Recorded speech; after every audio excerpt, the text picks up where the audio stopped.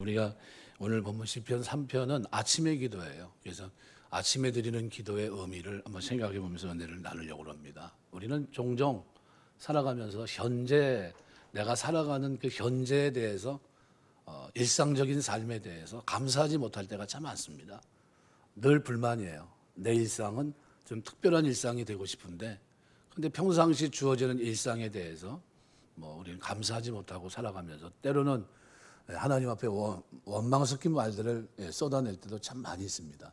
그런데 오늘 시편에 기록되어 있는 이 다윗은 지금 상황이 압살롬의 반란입니다. 아들의 반란.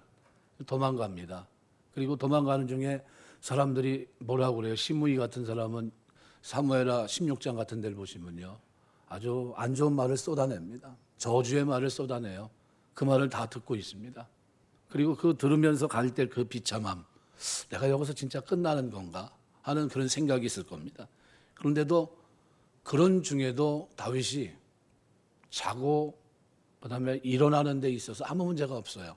웬만한 사람 같으면 억울해서 또는 불안해서 잠을 자지 못할 것 같아요. 그리고 잠을 잔다 한들 그것이 편안한 잠이 되겠습니까? 그러지 못하거든요. 그런데 다윗은 그런 중에도 어떻게 편안하게 잠을 자고 편안하게 일어나고 있고 그런 중에도 흔들림이 없어요. 왜 그랬을까? 그 삶을 우리가 생각해 보자는 겁니다.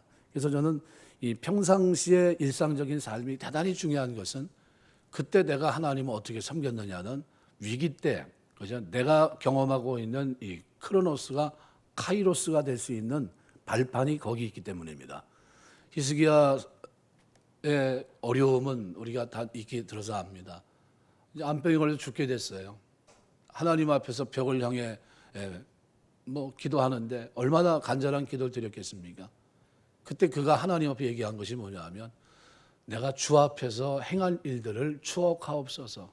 내가 지금까지 걸어오면서 일상적인 삶 속에서 어떻게 살아왔는지를 한번 생각해 보십시오. 하나님, 내가 하나님 신뢰했고 하나님 의지했고 열왕들은 다 하나님 저기 했지만 나는 왕이 된 이후로 내가 오직 하나님만 의뢰하며 살았고 내가 지금 그 하나님 앞에 기도하고 있습니다 라는 표현이에요. 그때 하나님이 어떻게 해요? 그 기도를 들으시고 그의 연수를 15년을 연장시켜 주십니다.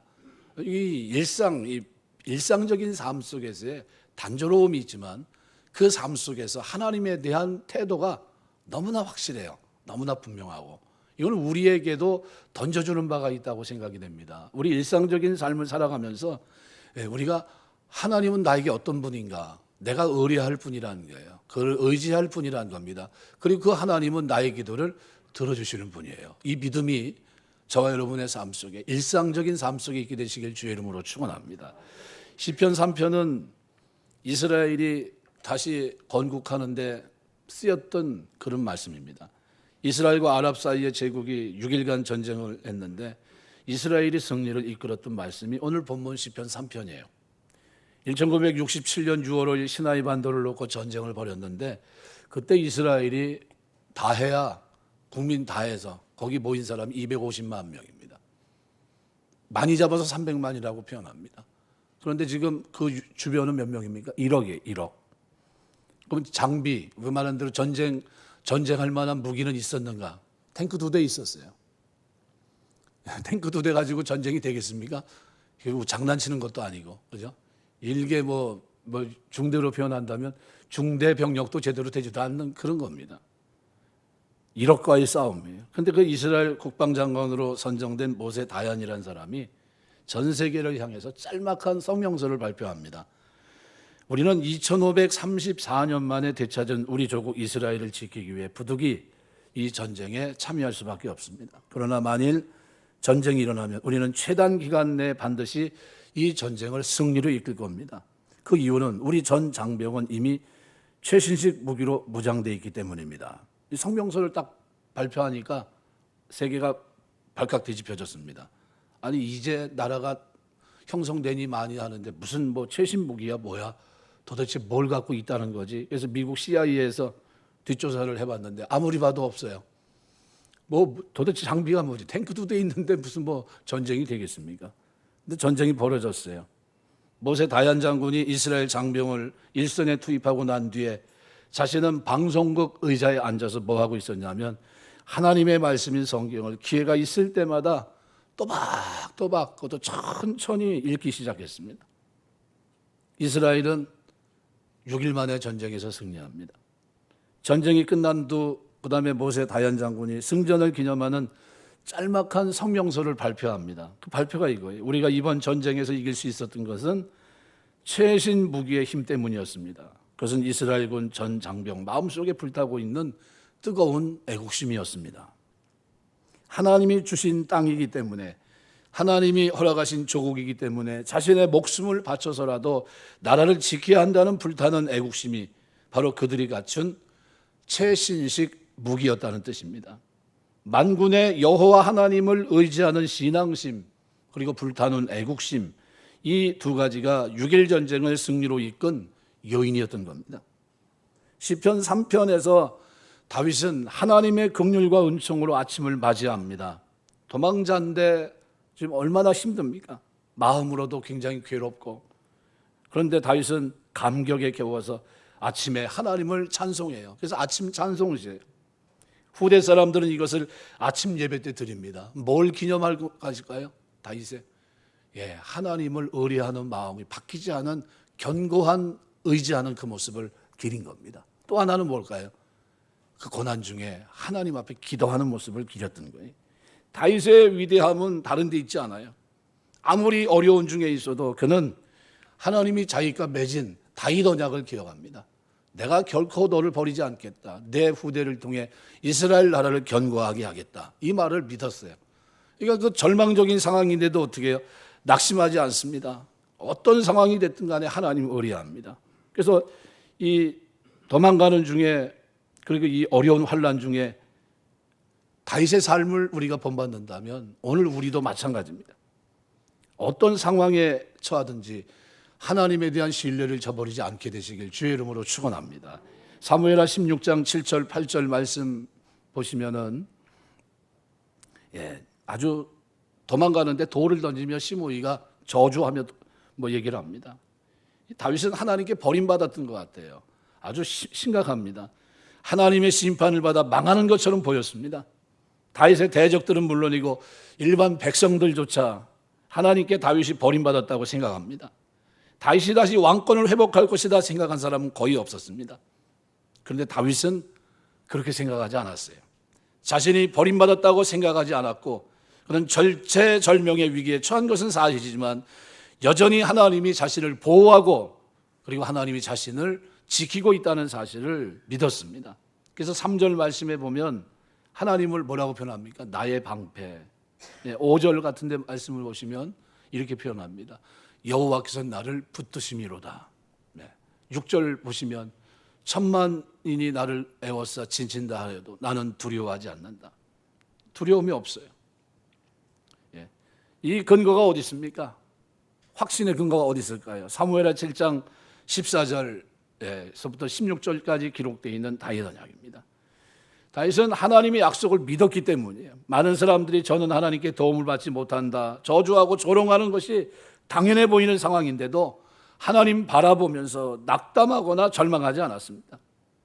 동일하게 신약 시대에 살고 있는 오늘 우리에게 히브리 기자는 히브리서 13장 5절에서 이렇게 표현합니다.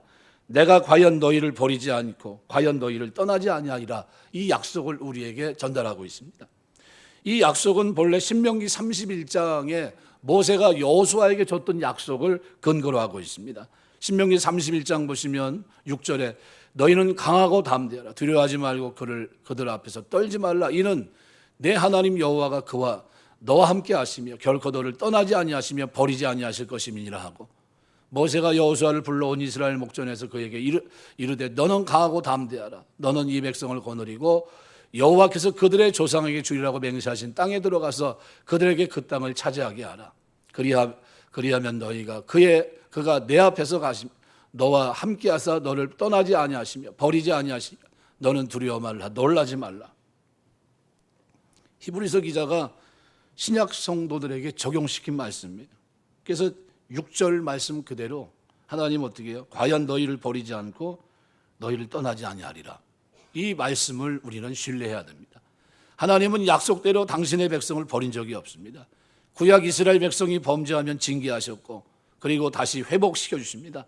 마찬가지로 신약 그리스도 안에 있는 오늘 우리에게도 똑같아요. 하나님 백성이고 하나님의 자녀인 오늘 우리를 하나님이 지키시고 보호하시는 데 있어서 영원한 하나님의 능력으로 변함없는 모습으로 지키실 줄 믿습니다. 우리가 이런 믿음을 가지고 어떤 상황에 놓인다 할지라도 다윗과 같이 하나님을 굳게 신뢰할 수 있는 그런 담대함이 저와 여러분이 있게 되시길 주의 이름으로 축원합니다. 그래서 요한복음 16장 33절 보면 이것을 너희에게 이루면 너희로 내 안에서 평안을 누리게 하려 합니다. 세상에서 너희가 환난을 당하나 담대하라. 내가 세상을 이기었노라. 이겼다고 말씀합니다. 평안을 누리게 하기 위해서 시편 23편 4절 보면 사망의 엄청한 골짜기를 다닙니다. 해를 두려워하지 않는 것은 주께서 나와 함께 하십니다. 주의 지팡이와 막대기가 나를 안위하시나이다. 나를 지키세요 하나님이 영원토록. 여호와가 나의 목자라는 고백을 드리는 겁니다. 우리가 살아가는 동안 하나님에 대한 신뢰를 잊어버리지 않게 되시길 주의 이름으로 축원합니다. 이 일상적인 삶이에요. 그래서 우리가 늘 내 삶 속에서 잊지 말아야 돼요. 하나님, 내가 의뢰할 분은 그분밖에 없다. 고린도서에 기록한 대로 사도 바울이 어려움을 당했는데 왜 어려움을 당했습니까? 하나님이 나로 하나님만 의뢰하게 하기 위해서 이 어려움을 줬다. 이렇게 생각했어요. 여러분 어떤 어려움을 경험합니까? 그때 여러분의 마음을 하나님이 달아보시는 거예요. 네가 진짜 나 의지하냐? 네가 진짜 나를 의지하고 살고 있느냐? 하는 거죠. 그때 우리가 그 어려움 속에서 하나님, 저는 일상적인 삶 속에서 한 번도 하나님 의뢰하는 태도를 바꾼 적이 없습니다. 생각을 바꾼 적이 없습니다. 이렇게 고백할 수 있는 여러분 되시길 두 이름으로 축원합니다. 그래서 이 모습이 있어야 되고, 두 번째는 어떤 모습이 우리에게 필요한가? 기도하는 모습이에요. 그래서 이 4절 같은 말씀을 보시면은 참 은혜가 되는 말씀이 아닌가 생각이 됩니다. 4절에 어떻게 표현하고 있습니까? 내가 나의 목소리로 여호와께 부르짖으니 그의 성산에서 응답하시는도다. 이 부르짖는다는 영어 크라이란 말은 울부짖는 걸 말합니다. 여러분, 내가 일상적인 삶에서 어려움을 당하면 하나님 앞에 기도하게 되시길 주의 이름으로 축원합니다. 간구하셔야 돼요. 그때는 울어야 됩니다. 울어야 될 때 울어야 됩니다. 울어야 되는데 울지 않으면 안 됩니다. 물에 빠진 사람이 점잖게 하나님, 제가 지금 물에 빠졌습니다. 살려주셔야 됩니다. 이렇게 조용 얘기하고 그렇게 할 이유가 없어요. 어떻게 됩니까? 살려달라고 소리쳐야 돼요. 살려달라고. 여기 부르짖으니 성산에서 응답하시는도다. 현재형으로 나타나고 있는데 원문은 과거형으로 쓰여 있습니다. 무슨 얘기냐면 내가 나의 목소리로 여호와께 부르짖었더니 그 성산에서 기도할 때마다 부르짖을 때마다 응답하셨다는 거예요. 과거에도 그렇게 하셨고 지금도 그렇게 할 거라는 겁니다. 이 믿음을 이 속에 포함시키고 있어요. 그러니까 다윗의 신앙은 뭡니까? 하나님 의뢰하면서 기도하는 거예요. 옛날에도 그렇고 그의 일상은 기도하는 일상이었어요. 내가 부르짖을 때마다 여호와께서 응답하셨다. 이것이 여러분의 기도 생활 되시길 주의 이름으로 축원합니다. 기도할 때마다 하나님은 내 기도를 외면하지 않으셨어요.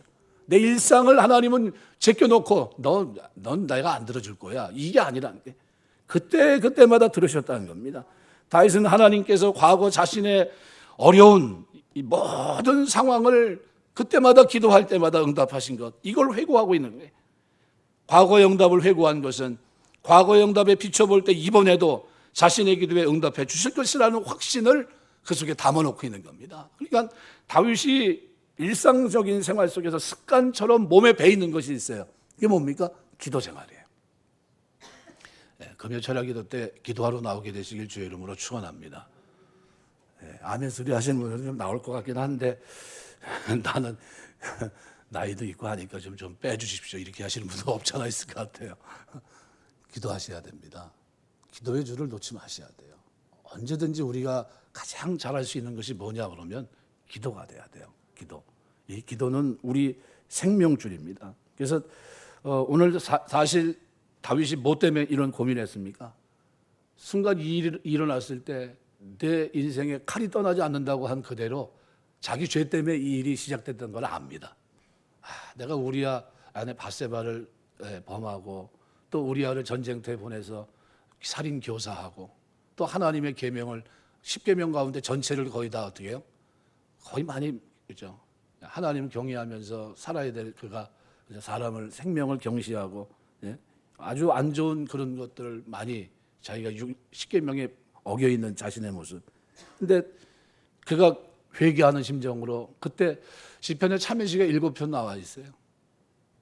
죄를 많이 졌기 때문에 참회시를 7편이나 쓴 게 아니거든요. 뭐 때문에요? 그렇게 중심이 하나님 앞에 다시는 죄를 짓지 않겠다는 결단이 그에게 있었던 겁니다. 그래서 밤마다 침상에 그죠? 침상이 썩을 정도로 기도를 했어요. 얼마나 기도했습니까? 한 5년 정도를 보고 있어요. 성경학자 가운데 김성일 씨 같은 사람은 한 5년 정도 자성의 시간을 그가 보냈을 거다. 그럼 5년 동안 여러분 한 가지 기도 제목 가지고 밤마다 왕이 침수에 들지 않고 기도하면서 어떻게 해요? 울고 있는 겁니다. 하나님 내가 잘못했습니다. 그때 하나님이 눈에 보이지 않았습니다. 내가 그러는 게 아닌데 예? 잘못했습니다. 이 얘기를 그냥 단순히 다시는 안 할게요. 이게 아니라 어떻게 해요? 눈물로 호소했던 거예요. 눈물로. 그런 자성의 시간을 보냈습니다. 애통하는 거예요. 하나님께 위로를 받습니다. 시편 51편 17절 보니까 하나님의 구하시는 제사는 상한 심령이라 하나님의 상하고 통회하는 마음을 주께서 멸시치 아니하시리라. 하나님 앞에 상하고 통회하는 심정을 가지고 자기의 죄를 낱낱이 구하면서 기도했던 겁니다. 하나님이 그 기도를 들으시고 응답하셨어요. 그래서 나중에 어떻게 해요? 내 아들은 죽으리라. 그리고 그 다음에 어떻게 해요? 죽고 난 후에는 어떻게 해요? 다시는 그 문제를 다루지 않아요. 성경은 뭐라고 표현합니까? 그가 다시는 여호와께 죄를 짓지 않았다 그랬어요. 그 무슨 얘기입니까? 그 문제를 하나님 앞에 기도로 매듭 짓고 다시는 그와 같은 삶을 살아가지 않아요. 결단입니다. 결단. 이게 돌이켜 회개하는 거예요. 회개하고 그걸로 끝나는 그런 게 아주 진짜 절박한 모습이에요. 그래서 이 기도 응답을 경험했던 이 다윗이 그 감격을 기록해 놓은 것이 뭡니까? 시편 32편이에요. 32편에 보면 여러분 다윗이 얼마나 기뻐했는지 그 모습을 그대로 허물의 사함을 받고 자신의 죄가 가려진 자는 복이 있다. 마음에 간사함이 없고 여호와께 정죄를 당치 않는 자는 복이 있다. 내가 입을 열지 아니할 때 종일 신음함으로 내 뼈가 쇠하였도다. 주의 손이 주야로 나를 누르시오니 내 진액이 빠져 여름 가뭄에 마름같이 되었나이다. 내가 이르기를 내 허물을 여호와께 자복하기라 하고 주께 내 죄를 아뢰고 내 죄악을 숨기지 아니하였더니 곧 주께서 내 죄악을 사하셨나이다. 기도응답을 받은 거예요. 이로 말미암아 모든 경건한 자는 주를 만난 기회를 얻어서 주께 기도할지라. 어떤 기도예요? 참회 기도예요.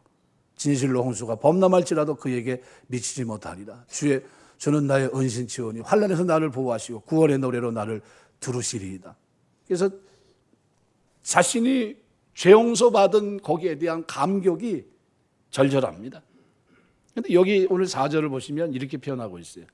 내가 나의 목소리로 여호와께 부르짖으니 그의 성산에서 응답하시는도다. 이 응답이란 영어 리스폰스란 단어는 누군가의 자극이나 요구에 반응한다 이런 뜻이 있습니다. 근데 여기서는 능력이라는 의미, ability라는 단어하고 합성어입니다. 그래서 이 ability라는 단어를 합하면 좀 더 다른 뜻의 단어가 생겨납니다.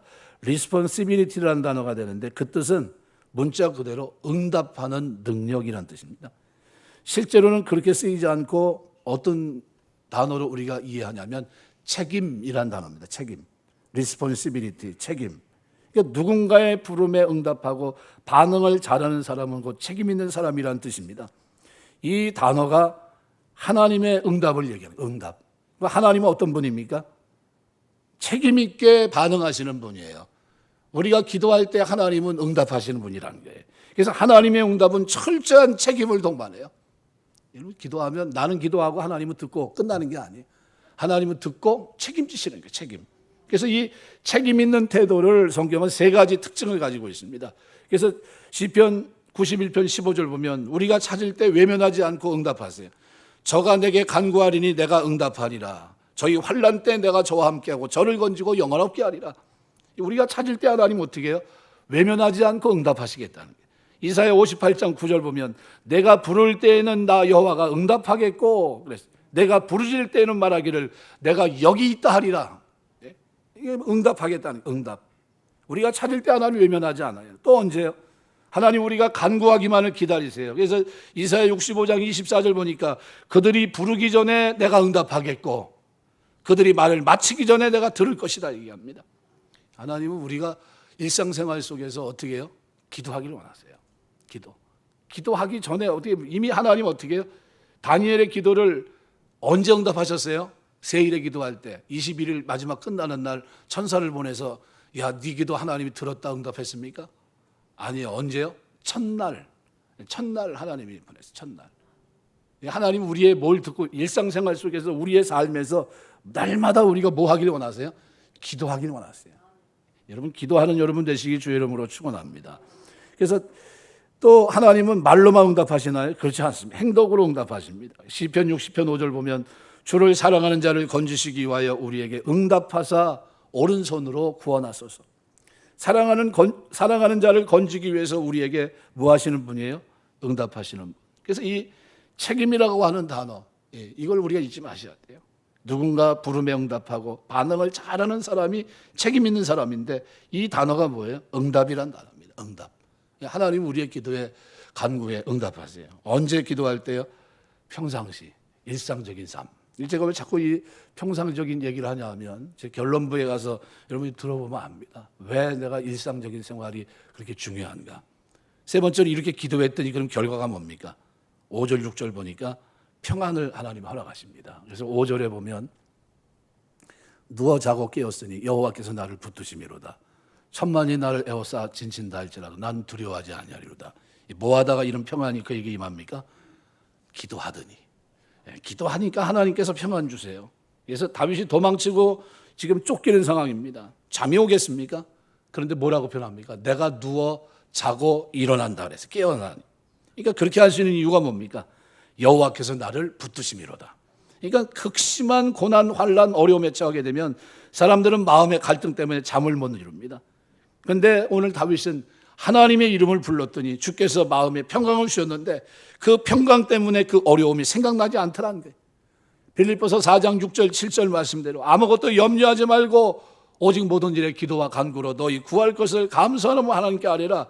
그러면 모든 지각에 뛰어난 하나님의 평강이 그리스도 예수 안에서 너희 마음과 생각을 지키시리라.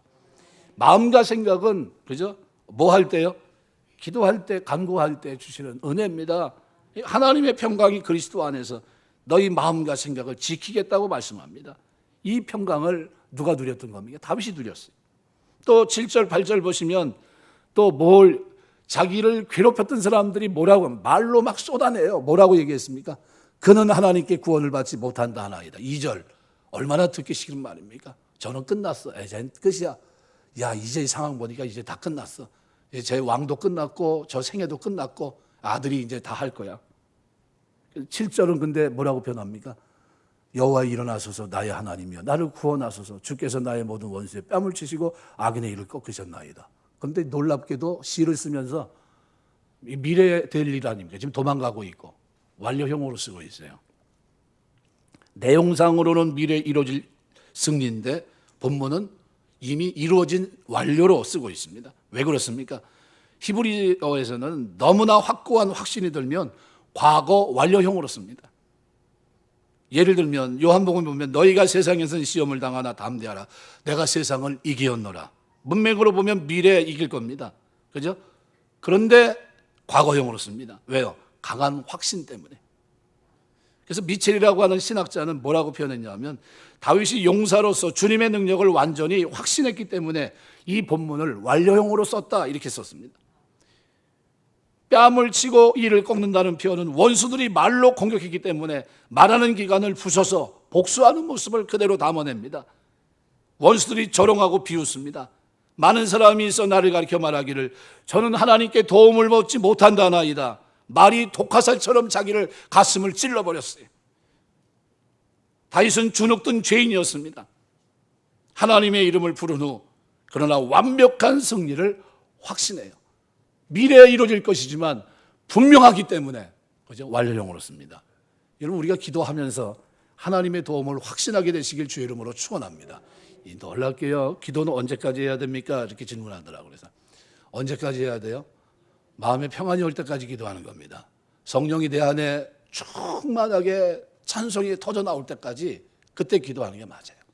기도하고 하는데도 두려움이 있고 걱정이 있으면 가야 됩니까? 아니면 기도 더 해야 됩니까? 더 하셔야 돼요.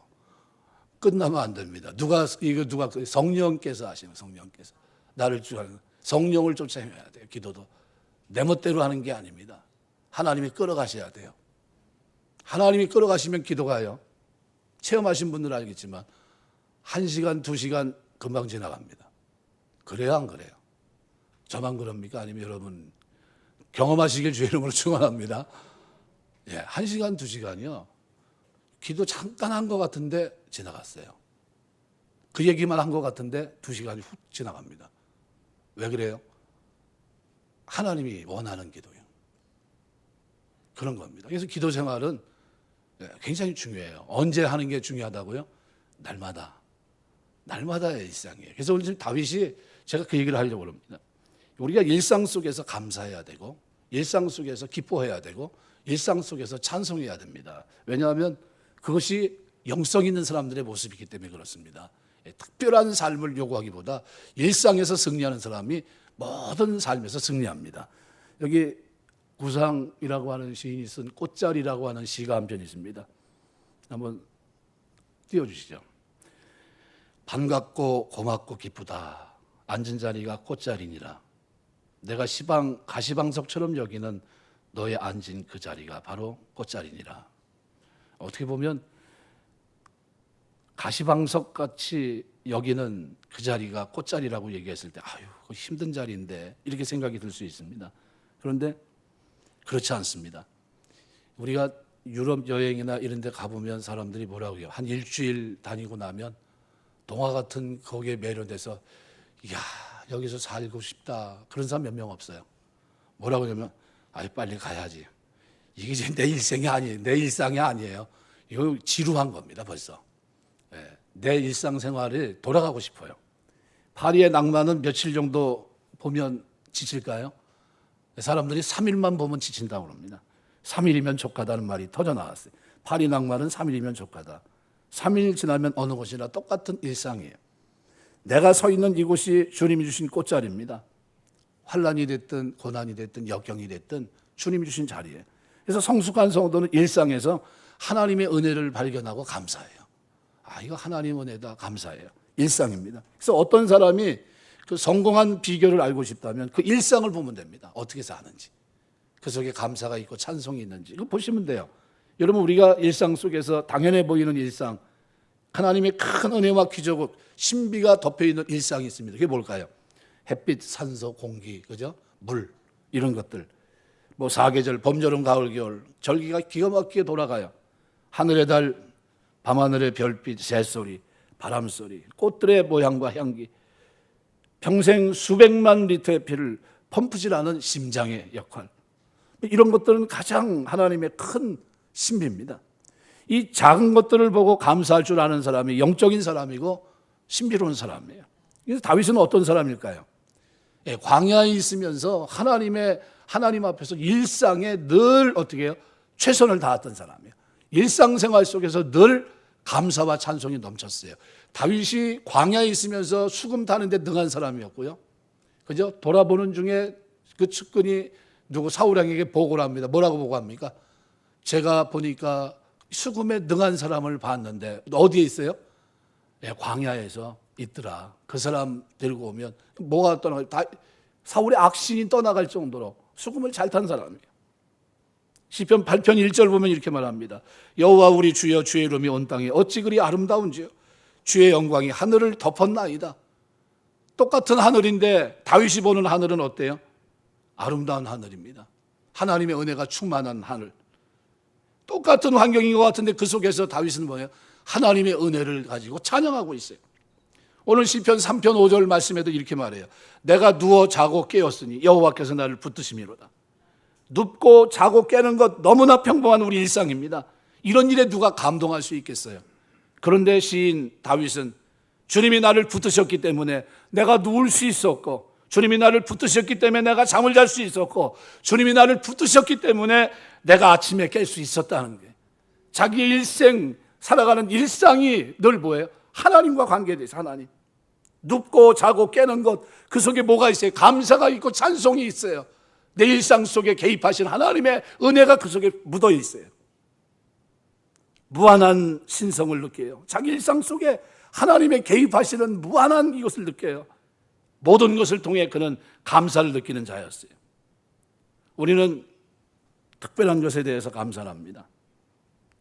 당연한 것에 대해서는 감사치 않아요. 주님에 대한 감사의 고백은 주님을 사랑한다는 고백과 같은데, 우리는 날마다 하나님 앞에 조그만 것 가지고도 감사할 수 있어야 돼요. 범사에 감사라는 말은 다가오는 모든 일상을 주님의 섭리로 보고 감사라는 의미예요.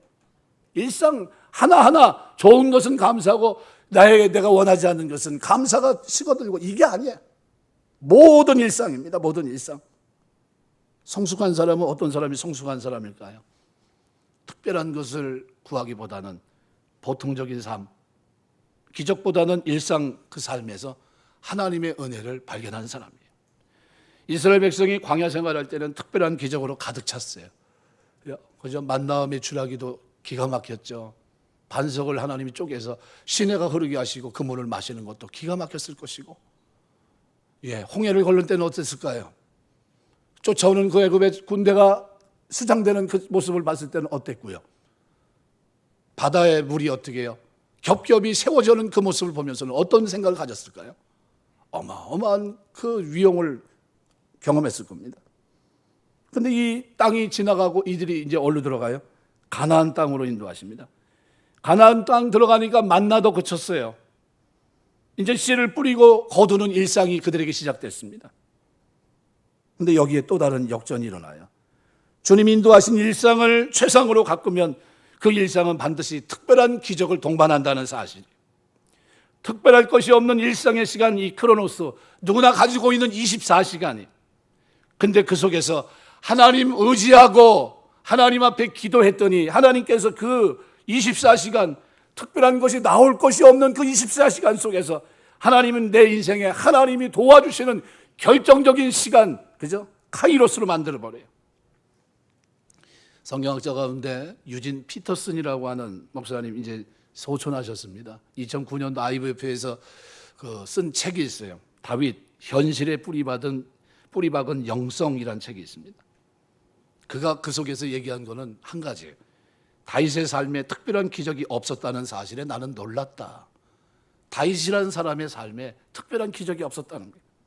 나는 다윗의 이야기에는 단 한 번의 기적도 없다는 사실을 깨닫고 굉장히 놀란 적이 있다. 단 한 번의 기적도 없다. 이렇게 썼어요. 유진 피터슨이라는 현실에 뿌리박은 영성이라는 책입니다. 놀라운 일입니다. 뭐 특별한 기적이 있어서 다윗이 그렇게 살아갔던 게 아니에요. 그는 부름받을 때서부터, 그리고 이스라엘 왕으로 살아가는 동안에도, 평생을 하나님 앞에 살아가는 동안 그의 일상은 늘 뭐로 충만합니까? 영성이 있는 일상이었어요. 찬송과 감사가 넘치는 일상이에요. 하나님이 도와주시고 하나님이 인도하시는, 의뢰하고 기도하는 일상이었어요. 그게 하나님 마음이 합한 겁니다. 사무엘 선지자가 처음 다윗의 아들 가운데 기름을 부으라고 했을 때 가봤더니, 그죠? 마음에 드는 사람이 없어요. 다윗은 그때 뭐 하고 있었습니까? 일상의 현장에서 양을 지키는 목동으로 있었어요. 신실한 사람이에요. 골리앗과 싸우게 된 것도 그가 전쟁터에 나가서 군인으로 뽑혀가서 싸운 겁니까? 아니에요. 아버지 심부름으로 전쟁터에 있는 형들의 안부를 물어보고 도시락을 갖다 주라고 간 거예요. 그런데 갔다 보니까 어때요? 만군의 여호와 이름을 모욕하는 그 모습을 듣고 견딜 수가 없었어요. 왜요? 자기의 일상은 만군의 여호와 하나님과 동행하는 삶이었기 때문에, 그 하나님이 곰과 사자와 싸울 때도 늘 건져주셨던 하나님을 그가 어떻게 일상 속에서, 광야 속에서 경험했기 때문이에요. 사자의 갈기를 붙잡고 사자를 손으로 치면서 사자를 때려잡고, 이거 누가 했습니까? 다윗이 소년 때. 남들이면 다 도망가는 그 시간에 그들은 광야에서 아무도 돌아보지 않는 그때 하나님이 자기의 구원자였고 하나님이 자기의 도움이 됐다는 사실을 그는 체험하고 있었어요. 일상 속에서 그는 이미 하나님의 사람이었어요. 그래서 시편 78편에 보시면 70절에서 72절까지 하나님이 왜 다윗을 불렀는지 거기 써놨습니다. 그의 종 다윗을 택하시되 양의 우리에서 취하시며 저당을 지키는 중에서 그들을 이끌어내사 그의 백성인 야곱, 그의 소유인 이스라엘을 기르게 하셨더니 이에 그가 그들을 자기 마음에 완전함으로 기르고 그의 손에 능숙함으로 그들을 지도하였도다. 다윗을 이렇게 멋있게 써놓고 있어요. 어떤 사람입니까? 일상에 최선을 다한 사람. 예수님의 제자들 부름 받았는데 어떤 사람들입니까? 자기 일에 최선을 다했던 사람이에요. 여러분이 하는 일의 일상 속에서 하나님이 여러분의 기도에 응답하시는 역사가 있게 되시길 주의 이름으로 축원합니다. 일상이 중요해요. 거기서 승리자가 되지 못하면 특별한 일은 없어요. 특별한 걸 원하십니까? 예, 일상 속에서 승리하셔야 돼요. 그 일상 속에 하나님을 의지하는 삶으로, 하나님만 섬기는 삶으로, 하나님 앞에 기도하는 삶으로 나를 일궈야 돼요. 다윗을 하나님은 일상의 현장에서 부르셨어요. 신실하게 일상을 꾸미고 있던 다윗을 불러내서 골리앗 앞에 세우셨고 마침내 이스라엘 왕이 되게 하십니다. 신실한 크로노스, 아무짝에도 쓸모없어 보이는 24시간, 누구나 갖고 있는 그 24시간이 다윗의 삶이었는데, 그런데 그 결정적인 하나님이 쓰시는 카이로스로 변할 수 있었던 이유는 어디 있습니까? 그의 삶에 두 가지가 충만했기 때문이에요. 하나님을 의뢰하고 사는 삶, 의지하고 사는 삶, 어떤 일이 있어도 하나님만 의지하는 그 삶이 그에게 있었고, 또 하나는 무슨 일이 일어나도 그는 하나님 앞에 기도하는 사람이었어요. 이 사람을 하나님은 그가 경험하는 24시간 속에서 하나님의 위기 능력을 그에게 구원의 역사로 베푸시는 24시간으로 하나님 만드셨던 거예요. 그래서 그 똑같은 위기인데 저 사람 저 환경이면 죽어야 될 환경이 맞는데, 근데 거기서 일어납니다. 우리가 선물을 가리키는 영어 프리센트라는 이 단어는 현재를 의미하는 단어이기도 합니다. 뭐가 거꾸로 얘기하면 뭡니까? 현재는 선물이에요. 여러분, 일상은 하나님 주신 선물입니다. 일상 속에서 웃고, 일상 속에서 감사하고, 그 속에서 찬송하고, 그 속에서 감동하고, 그 속에서 나누는 삶을 산다면 이것이 성경이 말하고 있는 복이에요. 여러분, 가정의 일상이 여러분에게 즐거움이 되고 하나님의 은혜가 넘치는 그런 은혜가 있게 되시길 주의 이름으로 축원합니다. 하나님은 지금 내가 앉아있는 이 자리가 선물이고 뭐라고 변합니까? 오늘 구상의 시인은 꽃자리라고 얘기합니다. 내가 볼 때는 지금 어때요? 여기 앉은 그 자리가 꽃자리라고 했는데 뭐가 있습니까? 가시방석처럼 여기는 너의 앉은 그 자리가 바로 꽃자리니라. 가시방석에 앉아있으면 좋겠습니까? 그런데 꽃자리라고 얘기해요.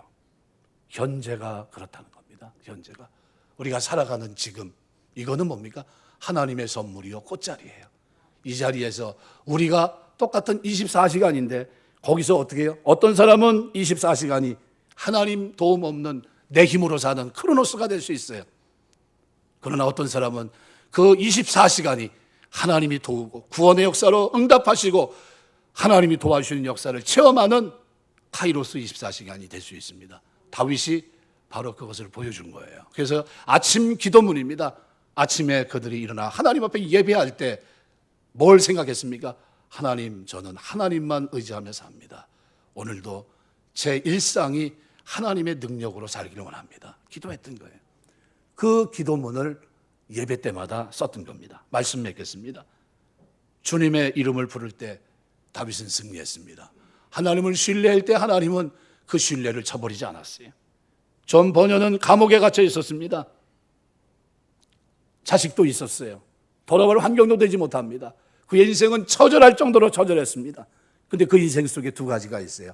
하나는 하나님을 믿는 믿음, 그 신뢰를 저버리지 않아요. 그리고 그는 끊임없이 감옥에서 기도합니다.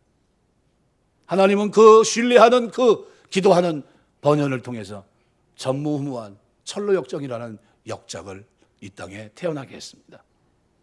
주님의 이름을 불렀더니 아무짝에도 쓸모없어 보이는 24시간의 인생을 사는 감옥에서의 삶은 어떤 삶이었을까요? 억압되어 있는 삶이요, 아무것도 할 수 없는 말 그대로 엉망진창인 크로노스에, 그런데 하나님이 그 인생을 들어서, 그 경외하는 그 인생, 기도하는 그 인생을 들어서 카이로스의 인생으로 세우십니다. 나머지 인생 하나님과 동행하며 역사를 나타냈던 그 시간은 그야말로 표현할 수 없는 감동이었어요. 우리 신앙생활도 마찬가지예요. 우리는 우리의 현장에서 날마다 일생이, 내가 살아가는 오늘 하루가 이것이 하나님의 선물이라는 사실을 잊지 마세요. 현재 이 속에서 내가 하나님을 신뢰하고 그 하나님께 기도하는 일상을 살아갈 때 하나님은 내 삶을 어떻게 해요? 이 꽃자리를 진짜 꽃자리가 되게 하실 줄 믿습니다. 가시밭 방석을 안고 있어도 하나님이 이 자리를 바꿔주실 줄 믿습니다. 이 믿음이 오늘 그리스도 안에 오늘 다윗의 삶을 통해서 우리에게 던져주는 하나님의 말씀입니다. 부르기만 하면 몰맷돌 가지고 골리앗을 이기게 하십니다. 하나님 이름 부르기만 하면 하나님은 그 능한 하나님의 손으로 건지십니다. 그래서 오늘 본문은 이렇게 말해요. 여호와여 주는 나의 방패시요 나의 영광이시요 나의 머리를 드시는 자니이다. 수치스럽고 고개를 들 수 없는 나였지만 그렇지만 내가 의리하고 기도했더니 하나님은 내 얼굴의 빛을 다시 세워주시는 분입니다. 우리가 하나님의 능력을 체험할 수 있는 유일한 길은 일상생활이에요. 그 속에서 의지하고 기도함으로 승리하고 여러분의 시간이 여러분의 시간으로 끝나는 것이 아니라 하나님의 능력으로 역사하는 구원의 시간으로 승화되게 되시길 주의 이름으로 축원합니다. 기도하겠습니다.